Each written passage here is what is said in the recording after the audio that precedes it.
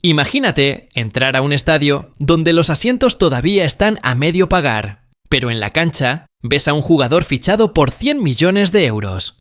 Bienvenidos al fútbol moderno, un mundo donde los clubes gastan como si fueran jeques árabes, aunque tengan las cuentas más rojas que la tarjeta de crédito de alguien que se emocionó en Navidad. Porque aquí, mientras presumen fichajes millonarios y camisetas nuevas, detrás de bambalinas deben dinero hasta por las butacas. El caso más famoso es el Barcelona. Tras vender a Neymar en 2017 y embolsarse más de 200 millones de euros, en lugar de reforzar su estabilidad financiera, hicieron lo que cualquiera con dinero fresco y poca paciencia: irse de compras compulsivas.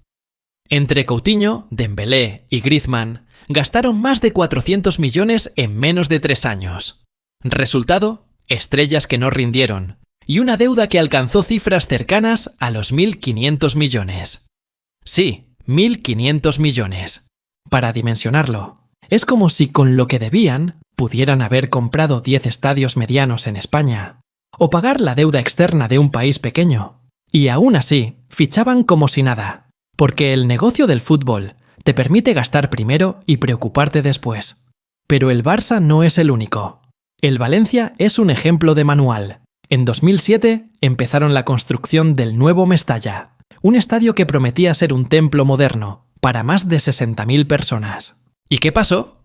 Que se quedaron sin dinero, dejaron la obra a medio hacer y ahí sigue, oxidándose como un coche abandonado. Lo gracioso es que al mismo tiempo seguían fichando jugadores por cifras millonarias, como si la prioridad fuera presumir plantilla en vez de terminar la casa. Es literalmente de ver hasta las butacas. No acabas tu propio estadio, pero sigues gastando en futbolistas como si fueras rico. El Inter de Milán también se apunta a esta lista. Tras ganar la Champions en 2010, entraron en una espiral de gastos y deudas que los obligaron a vender estrellas, refinanciar préstamos y vivir prácticamente al día. Lo curioso es que cuando parecía que estaban en bancarrota, de repente aparecían con fichajes llamativos, financiados por créditos y adelantos de derechos televisivos. En el fútbol, endeudarte no significa dejar de fichar. Al contrario, muchas veces significa fichar más para intentar tapar el hoyo. Como echarle agua a una cubeta rota. Y lo más irónico es que estos clubes siguen operando porque el sistema mismo está diseñado para sostenerlos. Entre bancos que prestan, televisiones que adelantan dinero y federaciones que hacen la vista gorda, un club puede estar técnicamente quebrado y aún así presentar a su nueva estrella con un show de luces. Es un modelo que en cualquier empresa sería un escándalo, pero en el fútbol se disfraza como proyecto deportivo. Si hablamos de clubes que juegan al Monopoly, con dinero que no es suyo, el ejemplo de la Roma también es de manual. Durante años vivieron en esa cuerda floja, donde por un lado fichaban nombres llamativos para ilusionar a la afición, y por el otro, acumulaban deudas con Hacienda italiana que daban para escribir un tomo entero. En 2016 llegaron a deber más de 300 millones de euros, pero aún así presentaban fichajes como si fueran parte del nuevo proyecto. En Italia incluso existe un término, la bella figura. Y en el fútbol, esa bella figura significa mostrar a tu estrella en la foto, aunque en el banco estés pidiendo prórroga para pagar la luz. Otro caso delicioso para este guión es el de Boca Juniors y River Plate en Argentina. A nivel deportivo son gigantes de Sudamérica, pero económicamente han pasado temporadas en las que la deuda los ahogaba más que un marcaje doble. Sin embargo, cada verano aparecía algún fichaje de peso para calmar a la hinchada. ¿Cómo lo hacían? Con préstamos, ventas anticipadas de jugadores y la eterna promesa de que, con la Libertadores lo recuperamos. Básicamente, finanzas de quiniela. Apuestas a que el futuro será mejor, aunque el presente sea un desastre. Y claro, si no llega el título, llega la deuda. Pero el ejemplo más irónico de todos está en España, con el Deportivo La Coruña. En su época dorada, el famoso Super Depor, de los 90 y principios de los 2000, fichaba a lo grande: Rivaldo, Jalmiña, Mauro Silva. Se gastaban lo que fuera necesario para estar entre los mejores de Europa. ¿El resultado 20 años después? Una deuda gigantesca, descenso a segunda y luego a tercera división. Pasaron de la gloria de Champions a jugar en campos que ni butacas tenían. Y, sí, esas butacas también seguían pendientes de pagar.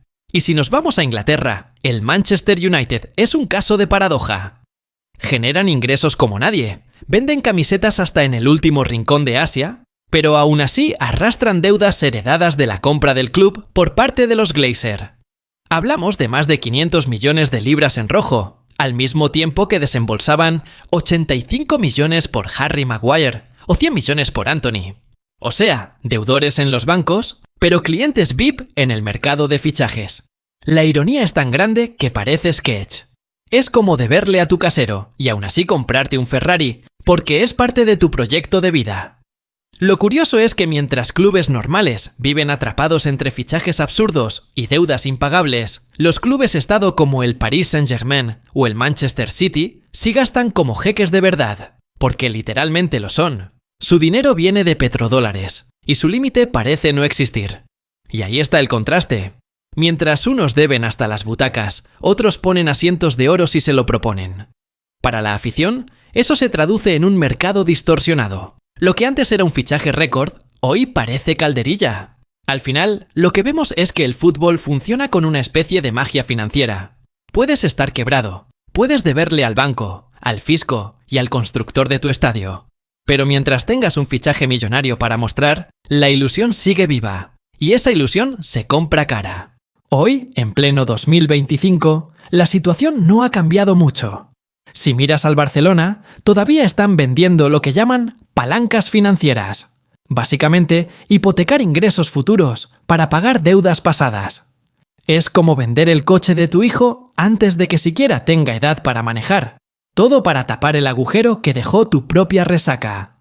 Y aún así, siguen sonando en el mercado de fichajes, porque el negocio del fútbol vive de mantener la ilusión, aunque sea a crédito. En Italia, clubes como el Inter y la Roma todavía dependen de refinanciar préstamos y de inyecciones de capital externo para sobrevivir. En España, el Valencia sigue con el estadio a medio construir como un monumento a la mala gestión. Y en Inglaterra, el United continúa gastando más de lo que ingresa en jugadores, que a veces rinden menos que un juvenil de la cantera. Mientras tanto, los clubes estados siguen inflando el mercado como si fueran cajeros automáticos humanos. El PSG ofreciendo contratos millonarios. El City fichando jugadores de 100 millones como si fueran recambios de lujo. El contraste es tan brutal que parece otro deporte. ¿Y qué significa todo esto? Que en el fútbol moderno no hay relación entre lo que un club puede pagar y lo que realmente gasta. El límite financiero es más una broma que una regla. Siempre hay un banco, un fondo de inversión o un patrocinador dispuesto a poner dinero a cambio de exposición. Y claro, los verdaderos pagadores son los aficionados, que compran camisetas, pagan abonos y se tragan contratos televisivos carísimos para sostener el show. Porque en este negocio, incluso el fracaso se monetiza. La ironía máxima es que muchos de estos clubes con deudas gigantescas terminan siendo rescatados, reestructurados o vendidos a nuevos dueños. O sea, nunca tocan fondo del todo, porque el fútbol no deja de ser rentable como espectáculo global. Es un negocio tan poderoso que incluso sus quiebras son atractivas para inversionistas. Imagínate deber hasta las butacas de tu estadio, y aún así que alguien llegue a comprarte como si fueras una joya. Eso solo pasa aquí.